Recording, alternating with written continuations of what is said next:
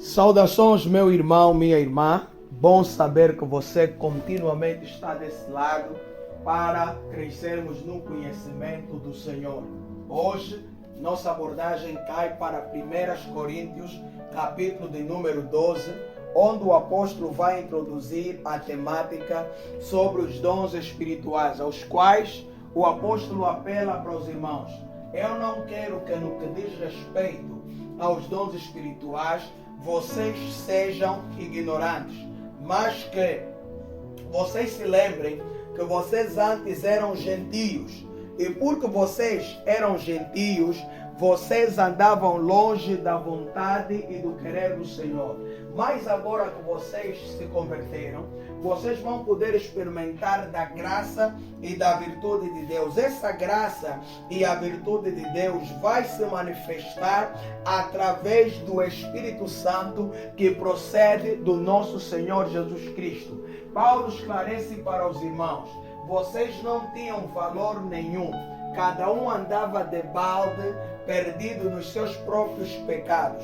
Mas Jesus Cristo, que é o Senhor, este vos alcançou pela graça. E ninguém pode reconhecer ou declarar Jesus Cristo senão aquele que Ele permite através do Espírito Santo. É o Espírito Santo quem ministra e testifica em nós que Jesus Cristo é o Senhor, o único e suficiente Salvador. E é através dele que nós temos acesso às virtudes para servi-lo. Aquilo que em inglês chama-se gifts, os presentes que nós recebemos de Deus, que são os dons espirituais diversos para promover a obra do Senhor. E olhamos que a Bíblia diz no versículo 7 que há diversidades de operações, mas é o mesmo Deus que opera tudo em todos.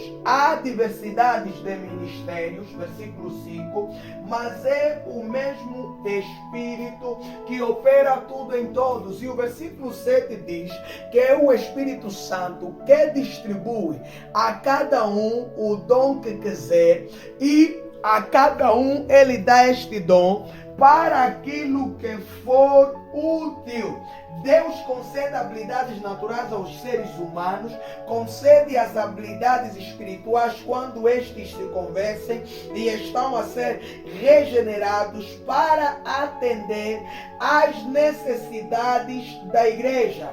Porque quando uma pessoa recebe o dom, ela não está a receber um grau de importância. Pelo contrário, ela está a receber autoridade e com autoridade uma grande responsabilidade. Os dons que o Espírito Santo concede para a igreja é para nos lembrarmos que temos obra para fazer, e esta obra não podemos fazê-la senão pela capacitação do Espírito Santo. Eu gosto quando Yosef Akifa, o pastor Yosef Akifa, pode pesquisar, ele fala sobre os dons.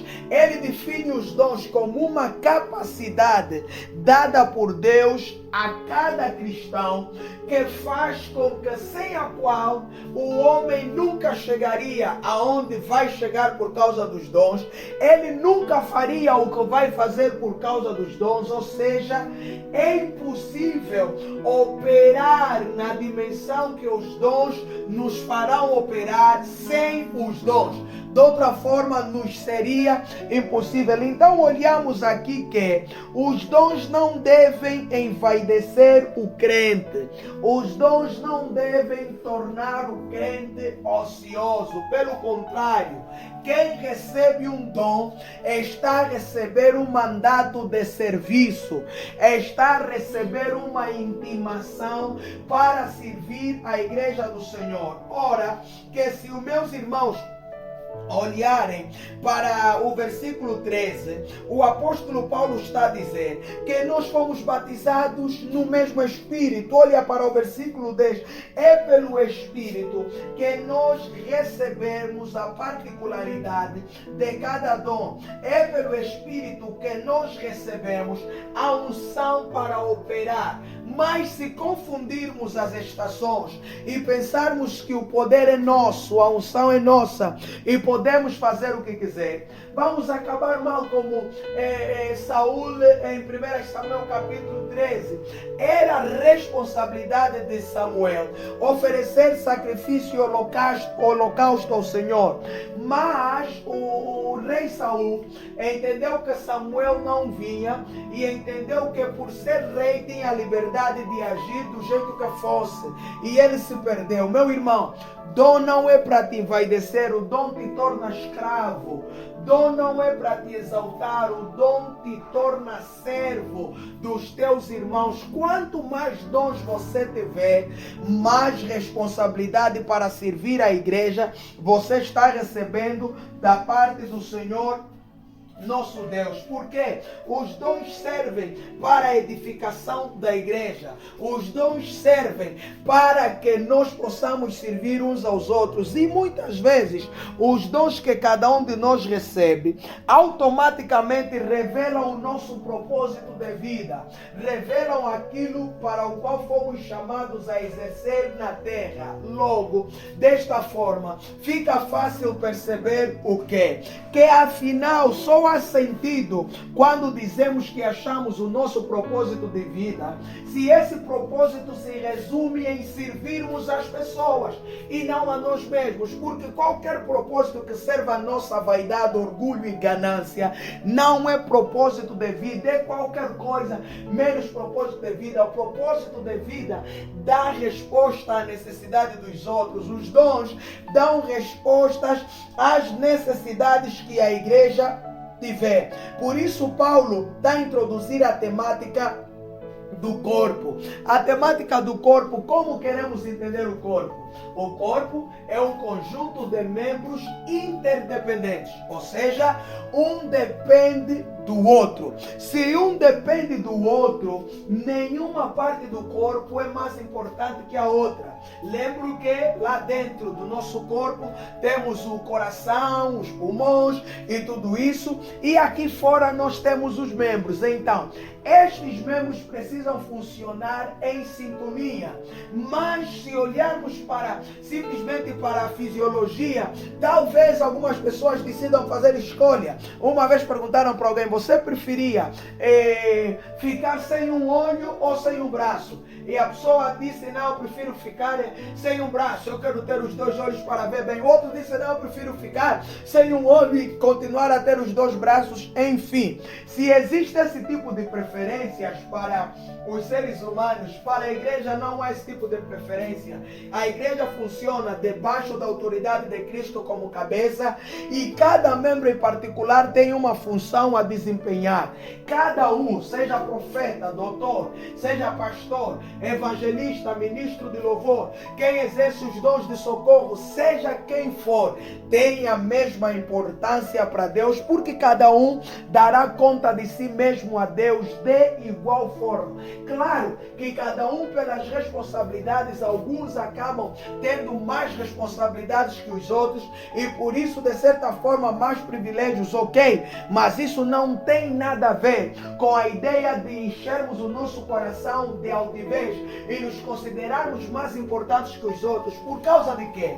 Porque o Espírito quem dá os dons e Ele dá a quem quiser. Então, se você se envaidece porque tem o dom de profecia, vai ter alguém aí que, além de ter o dom de profecia, ele é doutor, é mestre, é apóstolo, e depois como é que você fica? Você vai ver que afinal não é tão grande como você pensava. Então o que é melhor? O melhor mesmo é entender que os dons que recebemos são para servir a igreja, aos nossos irmãos, não para massagear o nosso ego, mas pelo contrário, é para demonstrar as nossas fragilidades, que se não fosse pelos dons que Ele mesmo nos concede por misericórdia, não teríamos valor algum para a igreja. Se temos, é graças ao dono da igreja. Por isso tal como o corpo, o apóstolo está a dizer do versículo 24 ao 26, que não deve haver divisão no corpo, não deve haver esse tipo de confusão no corpo de Cristo, porque se o corpo não funcionar em sintonia, vai dar problema. Por quê? Porque quando o corpo está em problema, todo o corpo, não é? Quando o membro do corpo está em problema, todo o corpo é afetado. É que o apóstolo está a dizer, quando a cabeça te dói, por que o corpo não quer andar? Porque a cabeça está te doendo. Quando o olho te dói, por que a cabeça dói? Porque o olho está doendo. Quando há uma ferida mínima que seja no dedinho ou no dedão, por que aquilo reflete no corpo? Porque eles são interdependentes. Com isto, Paulo está a pregar sobre o amor e a fraternidade. Se há uma fragilidade na igreja, se temos um irmão em debilidade, a igreja deve se compadecer na necessidade do irmão. Se temos um irmão se alegrando, a igreja deve se alegrar com a alegria do irmão. Unidade, assim como funciona a Santa Trindade. Unidade, assim como funciona o corpo. Olhamos para as nossas viaturas, os nossos carros. O que é que acontece com os nossos carros? Foi a bomba de ar, parece que vai se aguentando, mas depois o que a bomba de ar como foi, vai ser afetada uma outra bomba, vai ser afetada uma biela, uma rótula, alguma outra coisa. Ou seja, quando há falência de um membro do corpo, todo o corpo sente. E que se não for resolvido automaticamente, vai dar problemas e as coisas não vão funcionar direito. Claro, olhamos para pessoas que perdem o pé, por exemplo, são amputadas e continuam a viver. Talvez você esteja curioso para olhar isso na perspectiva da igreja. Sim, a igreja de Cristo tem perdas também, mas Deus sempre acrescenta, porque a igreja, diferente do corpo físico, que quando sofre algum tipo de situação, perde membros e permanece assim, o corpo de Cristo, que é a igreja, ele é perfeito, nunca está em uma necessidade que não é satisfeita pelo poder e pela graça do Espírito Santo. Por isso, quem não se comporta como membro no corpo de Cristo vai ser eliminado. É o que a Bíblia diz. Esse será cortado e outros serão enxertados no seu lugar, porque a obra de Cristo não para. Ela é para sempre até a sua vinda. Por isso, meu irmão, descubra o teu lugar no corpo de Cristo. Eu não sei se você é protocolo, não sei se é professor da escola bíblica dominical, pastor ou profeta. Eu só sei que você foi chamado para servir. Porque quem não vive para servir, não serve para viver. Que cada um de nós se deixe tomar por esta humildade, busque com zelo os dons espirituais, porque é através dos dons que nós vamos servir a igreja e tornar a igreja de Cristo forte e evidenciando-a mais e mais todos os dias como coluna e firmeza da verdade. Deus te abençoe e te guarde em o nome do Senhor Jesus Cristo.